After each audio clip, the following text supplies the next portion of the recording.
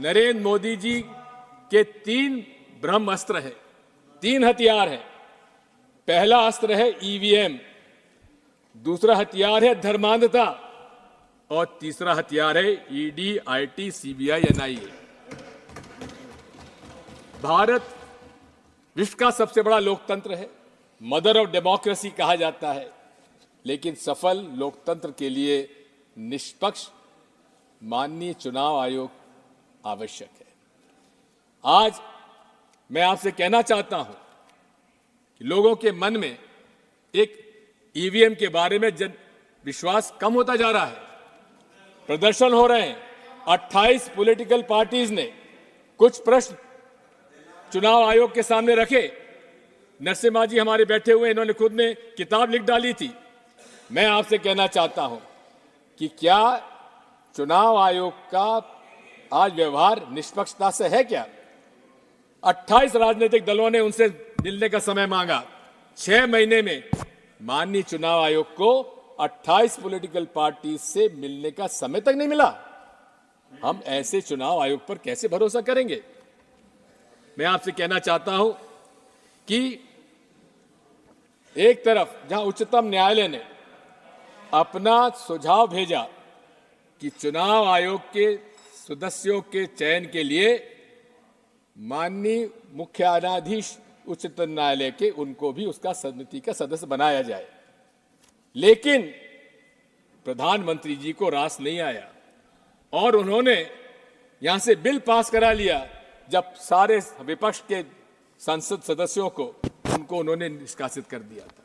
और क्या किया कि प्रधानमंत्री जी के अलावा प्रधानमंत्री जी द्वारा मनोनीत मंत्री भी उसका सदस्य होगा। इसका मतलब कि 3 सदस्यों में 2 जब प्रधानमंत्री जी द्वारा होंगे तो उससे क्या उम्मीद की जाए? और यही नहीं है, आज ये बात साफ हो गई है कि बीईएल के अंदर 4 डायरेक्टर्स, इंडिपेंडेंट डायरेक्टर्स की नियुक्ति किनकी हुई है? भारतीय जनता पार्टी के लोगों की। सभापति जी महोदय, हमारी मांग क्या है? आज कंप्यूटर साइंस इतना आगे बढ़ चुका है कि हमारा जो मकसद है वोट डालने का, क्या वो उसका निर्णय हमको मिलता है क्या? आज सॉफ्टवेयर निर्णय करता है कि आपको मशीन क्या नतीजा देती है। हमारी मांग क्या है? हमारी मांग यह है कि माननीय चुनाव आयोग को वो सॉफ्टवेयर पब्लिक डोमेन में लाना चाहिए। हमारी क्या मांग है? ये मेरा अधिकार है, एक वोटर के नाते अधिकार है कि मैं जिसे वोट चाहूं उसको वोट पड़े। महोदय, कि इस पूरे विश्व में केवल 5 देश ऐसे आज हैं जहां ईवीएम के माध्यम से चुनाव हो रहा है। उसमें से ऑस्ट्रेलिया में जो सॉफ्टवेयर डाला जाता है वो पब्लिक डोमेन में है। मैं पूछना चाहता हूं आपके माध्यम से प्रधानमंत्री जी और पूरे मंत्रिमंडल से, क्या कारण है कि वो सॉफ्टवेयर बताने में क्यों इतने परहेज करते हैं? क्या डर है उन लोगों को? आज जब मांग उठ रही है जनमानस में कि चारों तरफ से कि हमें ईवीएम नहीं चाहिए, उस समय पूरे देश में ईवीएम का प्रचार करने के लिए चुनाव आयोग प्रदर्शन कर रहा है। अरे, हमें प्रदर्शन करने की आवश्यकता नहीं है। आप हमारी बात इतनी सी मान लीजिए, या तो आप बैलेट पेपर से चुनाव कराइए, जो 2018 में कांग्रेस पार्टी ने एआईसीसी रेजोल्यूशन में अपना मत रखा था, उस पर हम आज भी कायम हैं। और यदि आपको ईवीएम से इतना ही प्रेम है तो आप हमारे हाथ में वीवीपैट स्लिप जब नीचे गिरती है तो उसको हमारे हाथ में दे दीजिए और हम जाकर मतपेटी में डाल देंगे। इसमें क्या ऐतराज होगा? माननीय अध्यक्ष महोदय, सभापति महोदय, मैं आपसे इतना अनुरोध करना चाहता हूं कि दूसरा हथियार इनका धर्मांधता का है। धर्म से इनका कोई नाता नहीं है। हिंदुत्व एक आइडेंटिटी थी, सावरकर जी ने जिसको नाम दिया था, और उन्होंने खुद ने कहा था इसका कोई धर्म का लेना देना नहीं है। लेकिन बिना धर्म का उपयोग करे राजनीति में भारतीय जनता पार्टी जनता के बीच में चुनाव में नहीं जा सकती।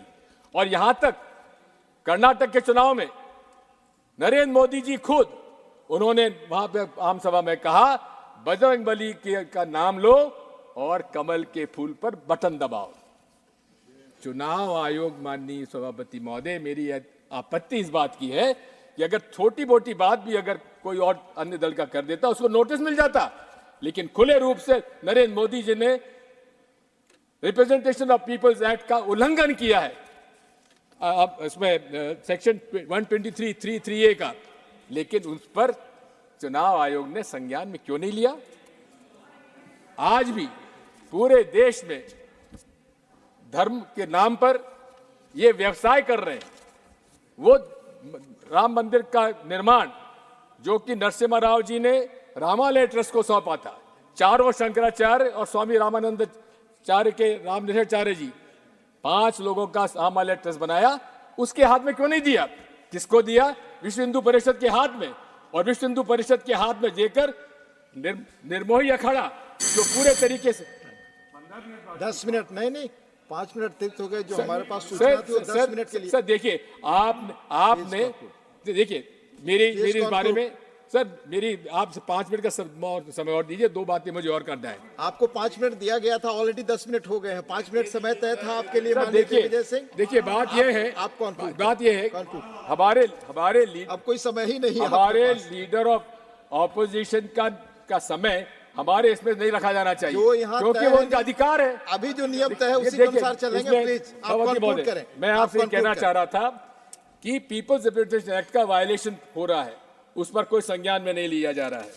मैं आपसे इतना कहना चाहता हूं कि आज तीसरा हथियार इनका है ईडी, आईटी, सीबीआई, एनआईए का।